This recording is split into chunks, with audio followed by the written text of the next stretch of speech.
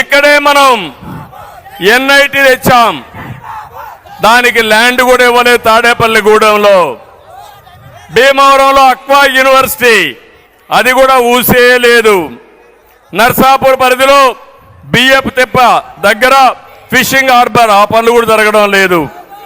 గోదావరి, నర్సాపూర్, సకినేటిపల్లి వంతెన నిర్మాణం మాటలకే పరిమితమైంది.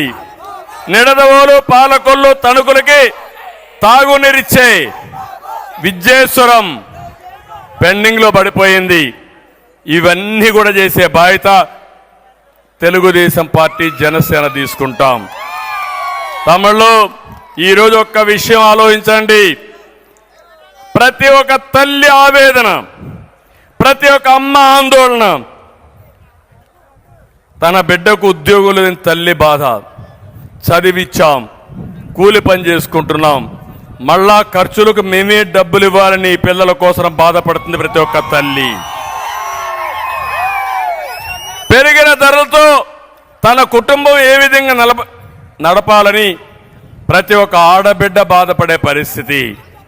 పిల్లలకు మంచి తిండి పెట్టలేకపోయాం, పౌష్టికాహారం ఇవ్వలేకపోయామని తల్లి ఆందోళన. ప్రతి ఒక్కరికి హామీ ఇస్తున్నా, మళ్ళీ నేను అండగా ఉంటా. ఒక కుటుంబ పెద్దగా, ఒక సోదరుడుగా మీకు అండగా ఉండి మిమ్మల్ని ఆదుకునే బాధ్యత తెలుగుదేశం, జనసేన తీసుకుంటాం. 3 నెలలే, ఈ 3 నెలలు వెయిట్ చేయండి. ఇంకో పక్క ఇక్కడ ఎమ్మెల్యేలు ఉన్నారు. ఇప్పుడే చెప్పాడు మన పీతాని కూడా, ఆచంట ఎమ్మెల్యే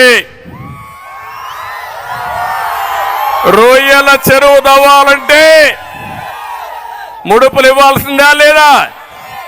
డబ్బులు ఇస్తున్నారా లేదా అని అడుగుతున్నా. ఇస్తున్నామంటే గట్టిగా చప్పట్లు కూడా చెప్పండి.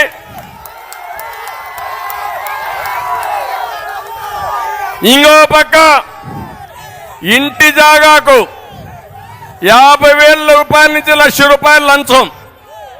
ఇంటి జాగా సైట్ ఇవ్వాలన్నా లంచం, ఇండ్లు కట్టాలన్నా లంచం, వరి ధాన్యం ఎంఎస్పీ ఇవ్వాలన్నా లంచం కట్టాలి, కప్పం కట్టాలి. రైస్ మిల్లర్స్ అసోసియేషన్ భూమి, భారతీయ విద్యాభవన్కి ఇచ్చే భూమి, ఆ స్కూల్ భూములు కూడా కొట్టేయాలని ప్రణాళిక. నేను ఒకటే హామీ ఇస్తున్నా, వీళ్ళు తినింది కక్కిచ్చే బాధ్యత మాదని మరొకసారి మీ అందరికి హామీ ఇస్తున్నా. ఇంకో పక్కన తణుకున్నాడు ఎర్రి పప్ప.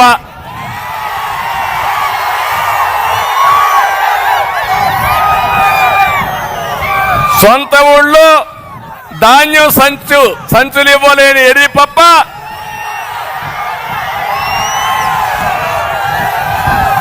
ఏమనాలో నాకు తెలియదు ఎర్రి పప్పని.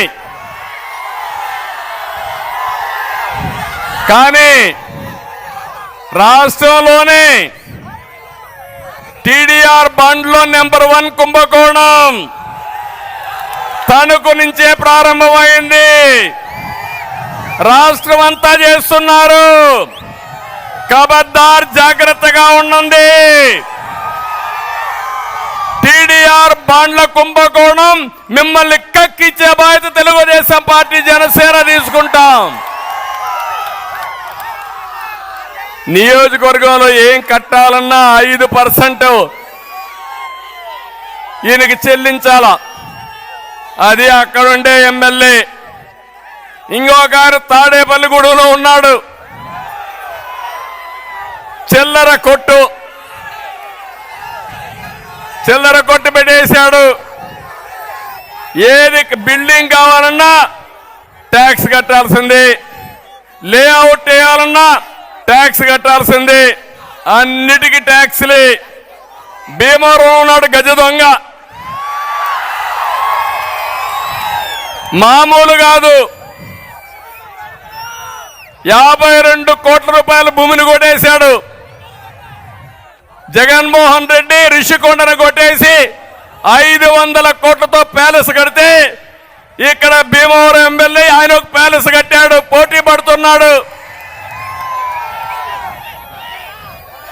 పేదలకు ఇల్లు కట్టలేరు కానీ వీళ్ళు మాత్రం ప్యాలెస్లు కట్టుకుంటారు.